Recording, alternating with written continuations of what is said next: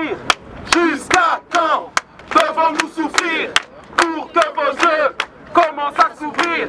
Jusqu'à quand devons-nous souffrir pour que vos yeux commencent à s'ouvrir? Aujourd'hui, donc, nous sommes rassemblés pour le Congo en particulier, pour 8 millions de morts, morts pour des intérêts économiques. Il faut savoir qu'au Congo, il y a du coltan, il faut savoir qu'au Congo, il y a du cobalt, diamant.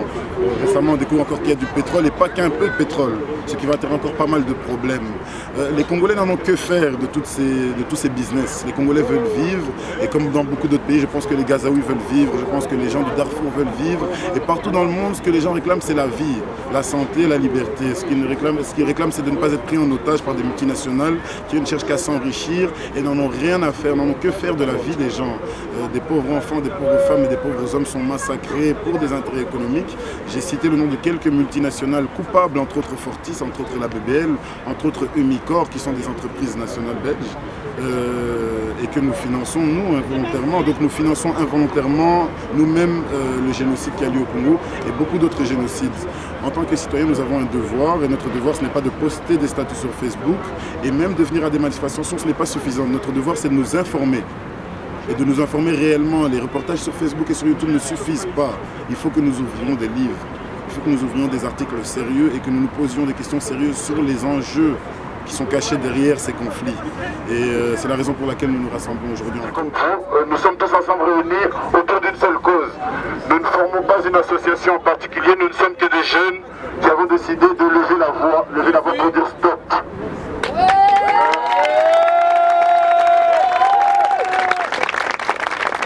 Nous voulons représenter une jeunesse qui a les idées claires.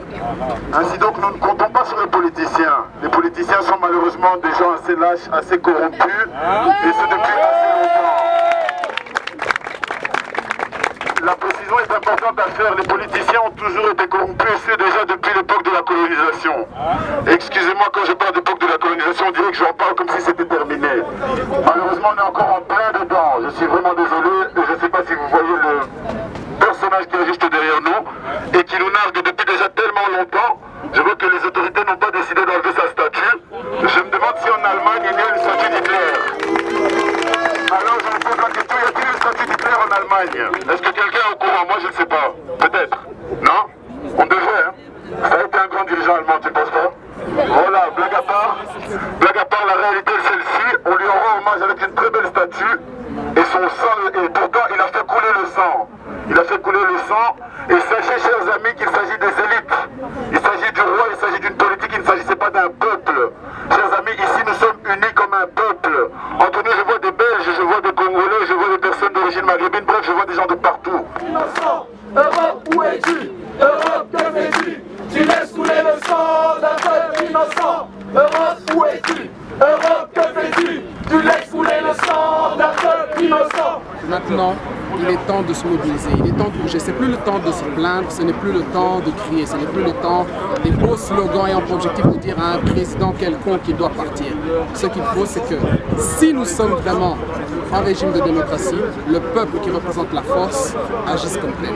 Si la démocratie, c'est bien le régime dans lequel nous vivons et dans lequel nous aspirons évoluer, il faut que le peuple agisse comme tel, c'est-à-dire comme détenteur du pouvoir et non pas comme sous-fifre de ces gouvernants qui se fichent de nous.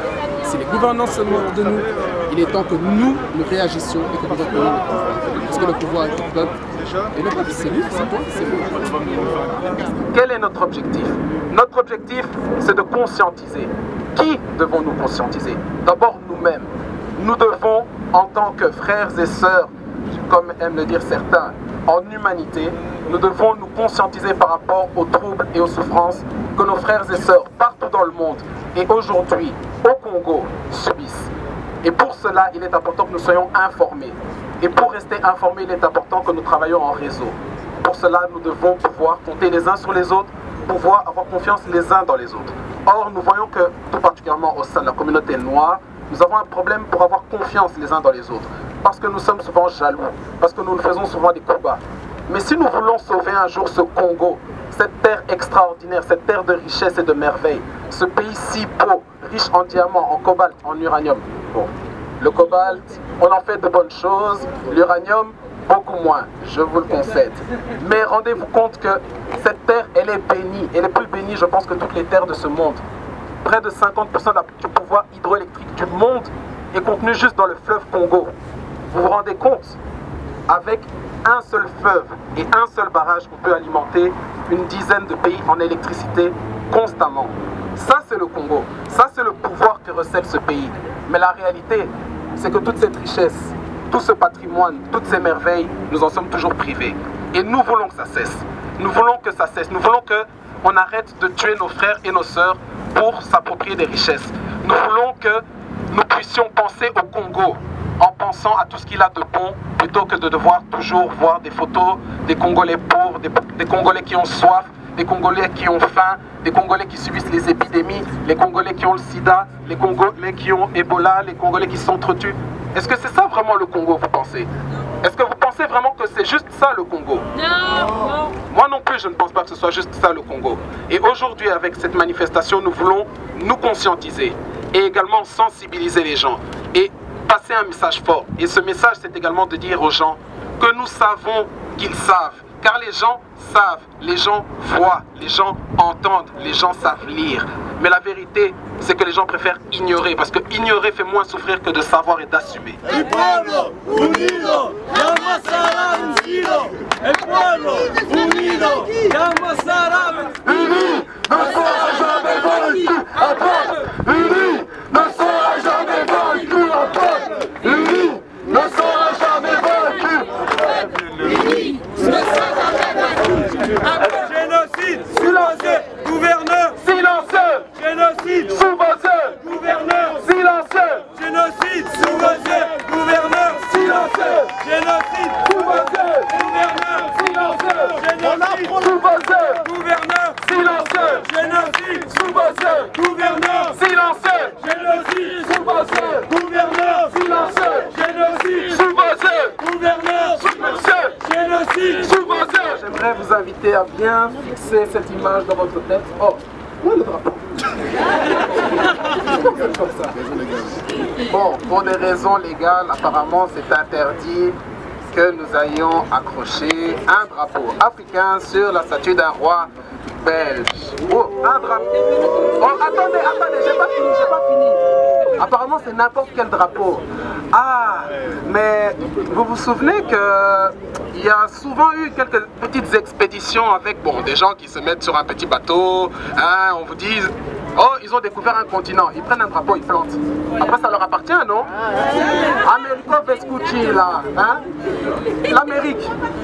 Il n'a pas trouvé un bout de terre, là, et il a dit que c'était à lui. Christophe Colomb, d'ailleurs, ce type était un escroc. Non, je vous dis la vérité, déjà, ce type était nul en navigation, mais en plus, on l'aime. Pourquoi? Donc, votre type, là, hein, il n'a pas planté un drapeau aussi, il a dit, oh, cette terre m'appartient, oh, Colombie. Non, vous vous rendez compte que on peut s'approprier nos terres comme si elles n'appartenaient à personne. Je m'adresse à ceux qui ne sont pas africains et qui ne se sont peut-être pas reconnus dans ce que j'ai demandé. Est-ce que vous aimeriez qu'on vienne acheter votre maison? Bon, enfin, je dis l'acheter. Non, en réalité, c'est juste glisser un billet de 5 € sous la porte, planter un drapeau et vous mettre dehors. Vous apprécieriez? Vous aimeriez qu'on vous fasse ça? Non. Alors maintenant, imaginez qu'en plus on vous donne même pas les 5 € pour le dédommagement. Non, mais la colonisation, je crois que c'est un peu ça, non? Venir avec des papiers, les donner à des gens qui savent pas lire ça, et on leur dit, mettez une croix en dessous. Vous serez content, hein? Ah.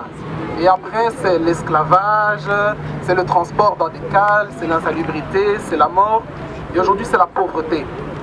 J'aimerais que vous vous rendiez compte que ces terres appartiennent à ceux à qui elles appartiennent, c'est-à-dire à tout le monde, à tous les êtres humains. Ceux qui habitent là où ils habitent, personne n'a le droit de leur dire de sortir de chez eux. Et ça vaut pour l'Afrique, ça vaut pour toutes les terres. Il faut arrêter ces histoires de venir déloger les gens sans raison. Voilà, je suis venu manifester, soutenir la cause qui nous rassemble aujourd'hui, qui est le génocide qui se passe actuellement au Congo. Ce n'est pas uniquement le génocide en soi, c'est tout ce qui se passe, donc niveau injustice, niveau authenticité qui manque donc à notre pays, à notre continent. C'est aussi l'unité africaine, c'est ce qui se passe d'inhumain dans le monde en fait. Donc voilà, si je viens aujourd'hui, c'est pas uniquement pour le génocide, mais tout d'abord pour la cause humaine. Ça se passe au Congo, à Gaza, en Palestine, etc. C'est tout simplement parce qu'il y a beaucoup de choses qu'on nous cache malheureusement. Au Congo, sous Léopold II, qui se trouve derrière moi, donc sa statue se trouve derrière moi, il y a eu, sous 40 ans d'occupation congolaise, 20 millions de morts. 20 millions de morts. C'est sans doute le plus grand génocide qui s'est passé durant les 2 derniers siècles. C'est énorme. Sur une population qui comptait 40 millions de personnes, on a recensé 40 ans plus tard que 20 millions. C'est énorme. Unis pour le Congo! Unis pour le Congo! Unis pour le Congo!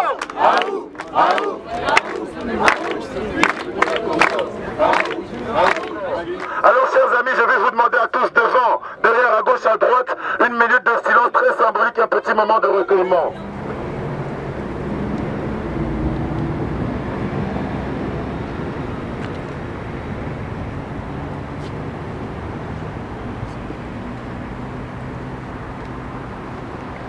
Mais le 17 janvier 1961, si j'ai bien compris, c'est aussi le jour où, de l'action des services secrets américains et belges réunis, un homme nommé Patrice Lumumba disparaissait, trempé dans l'acide, dans un bidon au fin fond de la jungle congolaise. Honte! Honte! Honte de la Belgique! Honte aux voix des Belges! À l'État belge! Parce que je vais vous dire une chose, parce que j'étais accueillie alors que dans mon pays j'étais refusée. On nous a mis dehors. Alors que ma mère était enceinte de 9 mois, on nous a dit allez dégager. C'est plus chez nous ici, c'était plus chez nous. On était venus, on était accueillis ici. Certes, on a été maltraités. Malgré que j'ai étudié ici, je me sens toujours pas reconnue. Alors je vous le dis, il faut prendre les Africains et aller manifester s'il vous plaît. Et pas seulement manifester ici, on est dimanche. Sincèrement, on est dimanche. Mais la prochaine fois, ça doit être un lundi. Place de Luxembourg. Il faut aller devant leurs ambassades. L'ambassade du Congo, elle est où ici?